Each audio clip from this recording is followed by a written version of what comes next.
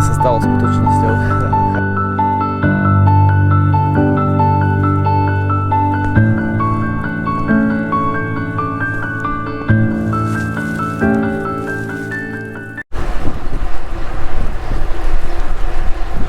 Krásne, dobré cyklistické ráno, priatelia.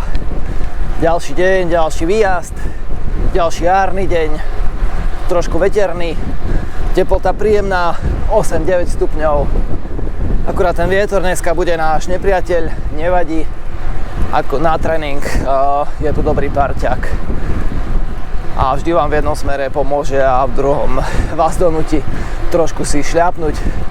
Takže priatelia, čo nás dnes čaká? Dnes nás čaká jeden z najnavštevovanejších vrcholov Bielých Karpát. A síce tam Veľký Lopeník a jeho známa rozhľadňa tam. Takže pokúsime sa tam preštrikovať. Ja už som sa preštrikoval teda raným mestom, rušným mestom Trenčín a vyražam po cyklotrase smer Nové Mesto. O chvíľu odbočím doprava a prešušním sa cez Kostolnú, cez Chocholnú, tam začnem vstúpať na Kikulu, takisto pekný vrch Bielých Karpát. Cez Kikulu, alebo na Kikuli prejdem na hranice s Českou republikou a potom pôjdem cez Vyškovec a Mikulčin vrch, odtiaľ do Lopeníka, do dediny Lopeník a odtiaľ je stúpanie na samotnú rozhľadňu a na kopec Lopeník. Priatelia, poďte do toho so mnou, čaká nás dnes určite plno zážitkov, pekných panoramatických výhľadov, takže hor sa do toho. Som na konci obce Chocholná a odtiaľ to začína vstúpanie na Kikulu. Ako ste si určite všimli, tak dneska som na graveli, takže ten Veľký Lopeník je zjazdný aj na graveli, to uvidíte. V zásade to bude v drvivej väčšine asfalt, až potom tie záverečné úseky sú po takej lesnej asfaltke, ktorá sa zmení na zvážnicu, ktorá sa potom zmení na nejakú lesnú cestu v plnom závere. Takže gravel preto, lebo práve drvivá väčšina bude asfalt a tie asfaltové presuny na MTBčku veľmi nemusím, takže tak. A ja som bol posledný týždeň bez bicykla, tak uvidíme, čo to spraví so mnou.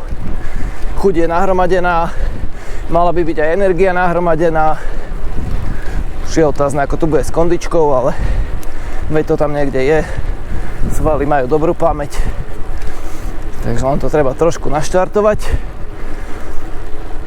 A teším sa, slnečko svieti, pevne verím, že hore bude nádherný výhľad, ten musíte vidieť, tak teším sa na to.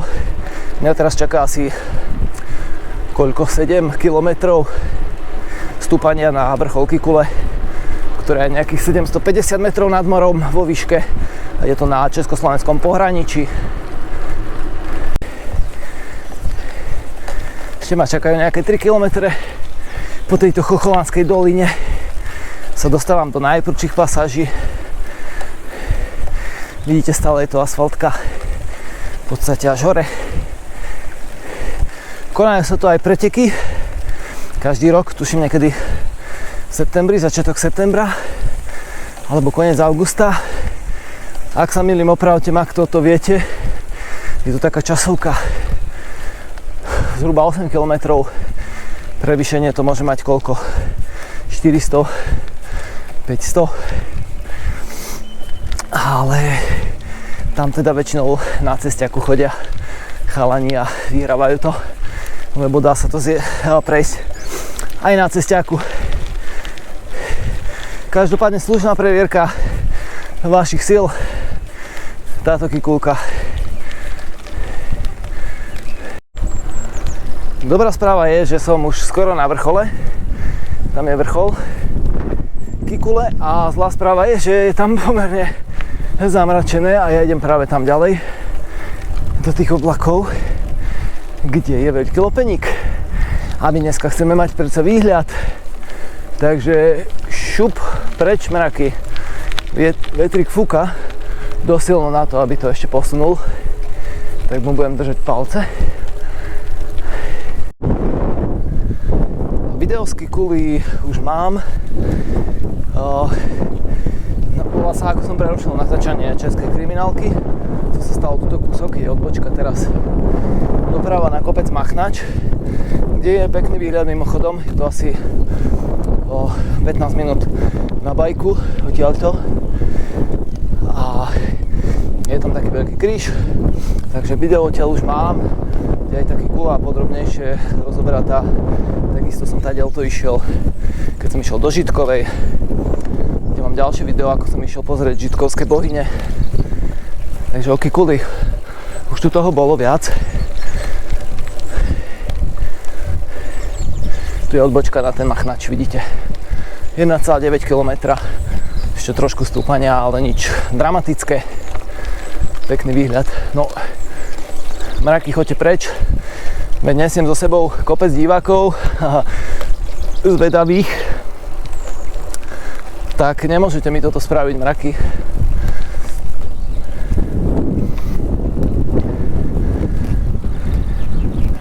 Hraničný kameň, hraničný prechod. Vítam sa v Českej republike. Kde je domov môj? Biškovec, Česká republika. Pamätník americkým letcom. 2 letky tu boli zostrelené počas vojny. Po tejto asfaltke pokračujem ďalej smerom na Mikulčín vrch. Po ceste je odbočka na chatu Jana. Odporúčam sa vám tam zastaviť na nejaké občerstvenie. Pozrite si ale otváraciu dobu. Majú tam dobré pivko a nejaké pochutené jedlo varia tam. Takže pekná zastávka s nádherným výhľadom na túto údolie. A vy, čo chcete absolvovať veľký openík na MTBčku, tak choďte práve okolo tej chaty Jana. Je tam taký drsnejší terén, drsnejšie výšľapy, ktoré by som s týmto gravelom nedal.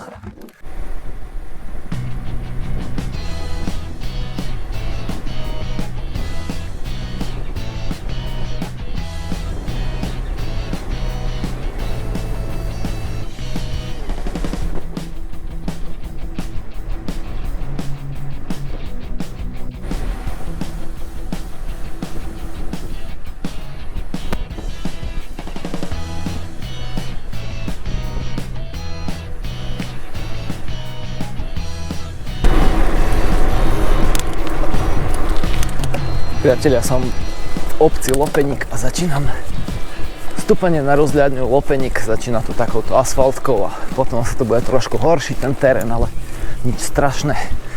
Dám to aj na gravely, takže nebojte sa toho. Vod je taký strmší.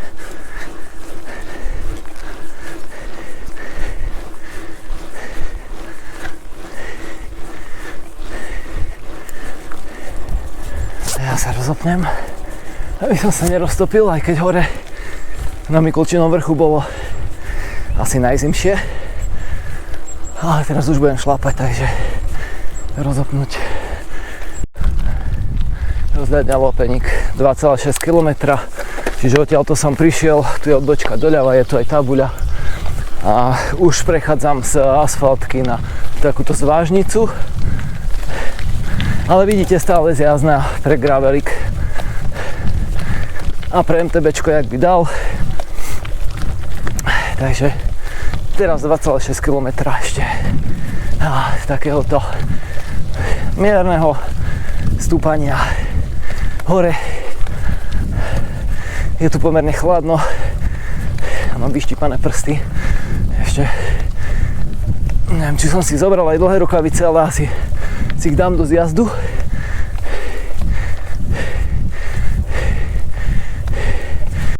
Takýto krásny les máme po ceste, pozrite. Tajomný, až mystický, rozprávkový.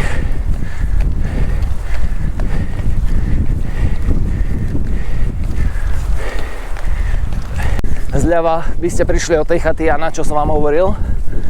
a my odbočíme doprava. Posledný úsek na rozhľadňu.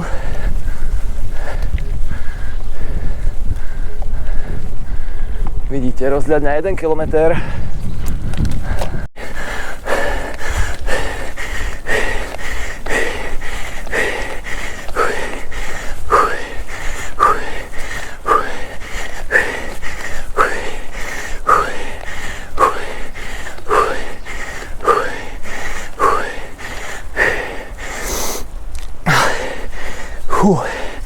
Je to tu, priatelia.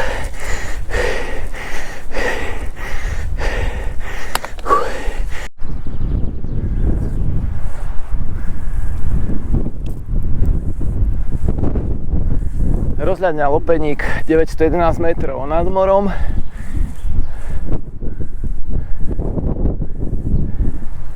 Tu ju máme, krásavicu. Žiaľ, v oblakoch. Uvidíme, ako to bude hore. Toto, poďme si teda niečo povedať o rozhľadni. Rozhľadňa, táto konkrétne je údajne 4. Prvá bola postavená okolo roku 1944, si predstavte. Potom, tuším, vyhorela a o 2 roky na to postavili ďalšiu. A tá vydržala nejakých pomaly skoro 30 rokov, alebo vyše 30 rokov, až do nejakého roku 1970, nejaké drobné. Potom postavili tretiu. A teraz neviem, či tá druhá alebo tá tretia vyhorela.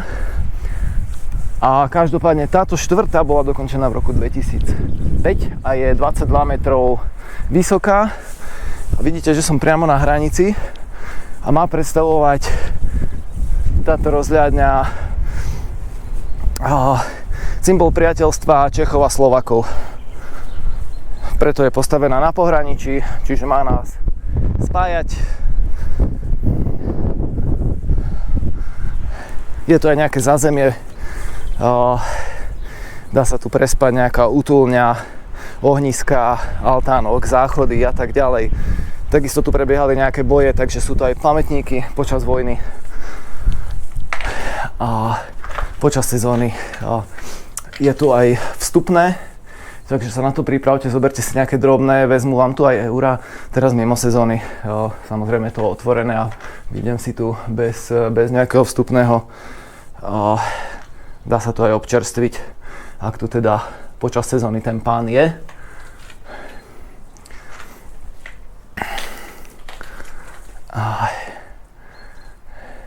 Ideme teda hore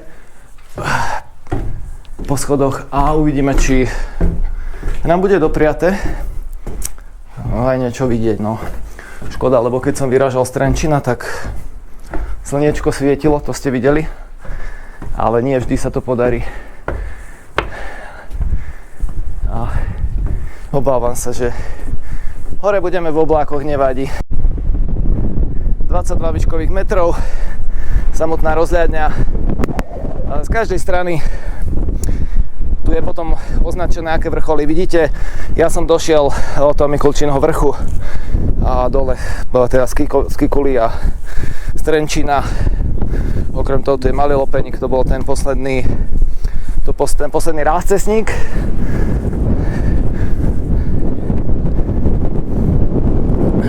Kikula Machnáč, no, takže odtiaľ som ja došiel z Kikule. Bohužiaľ, no, ale treba to brať ako výzvu a prísem znova, je to taká motivácia. Nevyšlo počasie dnes, nevadí, prídem tu opäť, keď bude svietiť slniečko a vám to ukážem. A je to nádherné, sú to nádherné výhľady, ak sa to otvorí. Keď som spomínal, že Veľký Lopeník je jeden z najnavštevovanejších bodov Bielých Karpat, tak úplne najnavštevovanejší je Veľká Javorína, tá bude na tejto strane. Je Veľká Javorína, ktorú opäť nevidno. To je najnavštevovanejší bod. Je zhruba rovnako vysoká ako tento Lopeník v rovnakej nadmorskej výške. No a z tejto strany ešte vidíme môj obľúbený, milovaný Inovec. Mali by sme vidieť. A dokonca aj Strážovské vrchy pri dobrej viditeľnosti, Kľak, Strážov, Malá Fatra, Veľký Rozsutec. no musíme prísť opäť. Je to dostupné na bicykli tak, ako som išiel. Pešo by som vám asi odporúčal z Novej Bošáce a cez dedinu Grúň je výstup, je turistická značka. Skúsení downhilláci to viete potom dole zobrať aj na bajku, ja nie teda. A na graveli už vôbec nie, ale ak máte celopéra a užívate si takéto downhilly, tak tu sa viete spustiť rovno do Novej Bošáce. Taký trošku adrenalín. No a spomínaná Veľká Javorina. Tam už je Česko. Neviem, či to je Březová a tak ďalej. Ďalšie dediny Stráni, Březová. Tak. No. Škoda toho počasia, ale aj to prináša cyklistika. A ja som na to pripravený, odolný a nevadí. Tak prídem tu opäť, hej. Uherský Brod. Tak to bude Uherský Brod. To mesto, ktoré tam presvita, väčšie mesto. Takže toľko, rozhľadňa Veľký Lopeník, vidíte 911 metrov nad morom. No a pomerne tu fučí a niečo hodím ešte na seba, pripravím sa na zjazd a dole pôjdem po ceste práve do tej Novej Bošace, ale budem sa musieť najprv spustiť do Březovej a odtiaľ prejdem hranice, potom už po ceste, už to budem baliť po ceste domov celý čas. Toto bol teda cieľ. Mrzí ma to slniečko, dodalo by tomu väčší švung. A každopádne aj vy neotáľajte, vezmite sem aj decka, ak máte zvládnuto. Je to možno trošku náročnejší výstup z tej Novej Bošace cez obec Grúň, ale dá sa to zvládnuť, keď si doprajete čas a počas sezóny sa tu občerstvíte a stojí to určite za to. Prípadne prídete autom na chatu Jana a viete si to pešo prejsť aj z chaty Jana a bicyklom sa medze nekladú, záleží na čom prídete, vidíte. Gravel to zvládol aj Veľký Lopeník, takže netreba sa toho báť.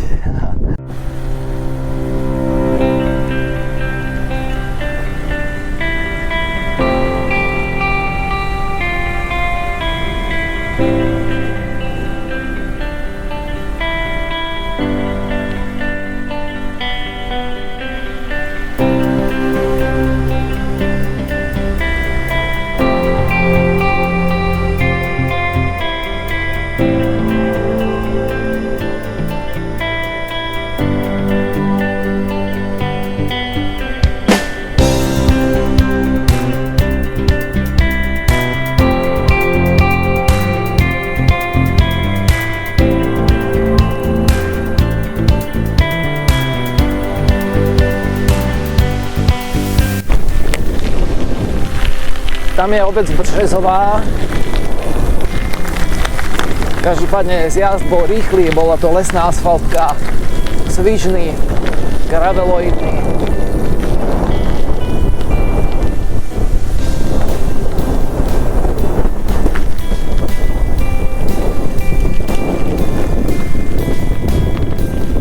Tak. No a už ma čaká iba toto. Asfalt a rovina. Viac menej.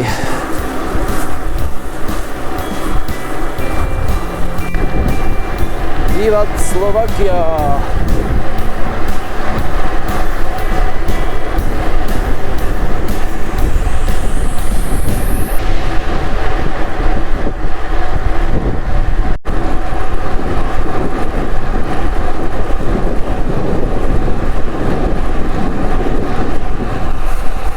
Bola moja aktuálna rýchlosť na radare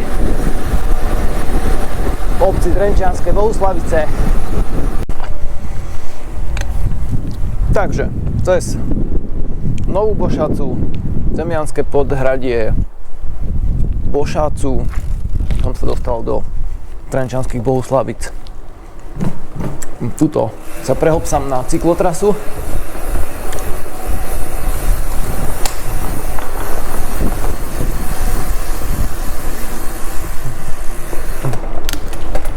čaká ma asi koľko? 20 km. Bohužiaľ proti vetru, takže veľmi sa na to neteším, bude to rovina proti vetru. Taká nuda, ale bude tu už záver. A potom niekde v Trenčine si to ešte zhrnieme.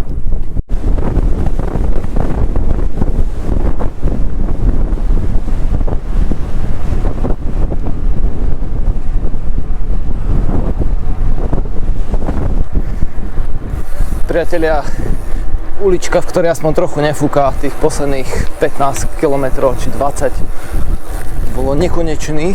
Cítil som sa, ako keby som za sebou ťahal pneumatiku z traktora. Proti tomu vetru je to fakt také deprimujúce. No nič, dnešný výjazd.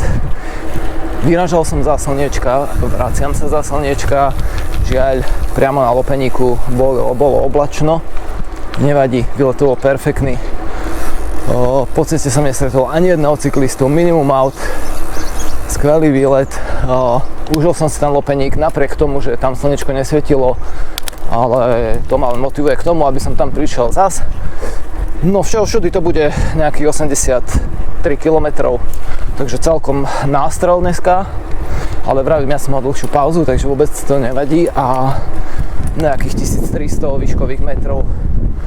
Takže pekné čísla, som spokojný, dovalím sa domov a začnem aktívnu regeneráciu v zmysle začnem valiť do seba to, čo nájdem. Takže priatelia, toto je ten čas najvyšší pre každého, kto má doma bicykel, aby ho vyťahol, oprášil po zime a vyšiel von a objavoval nádhery. Dávajte na seba hlavne pozor, užívajte si to. Dajte mi odber, budem za to vďačný. Komentujte, píšte, opatrujte sa a nezabúdajte hlavne bicyklovať s dušou, priatelia, ahoj.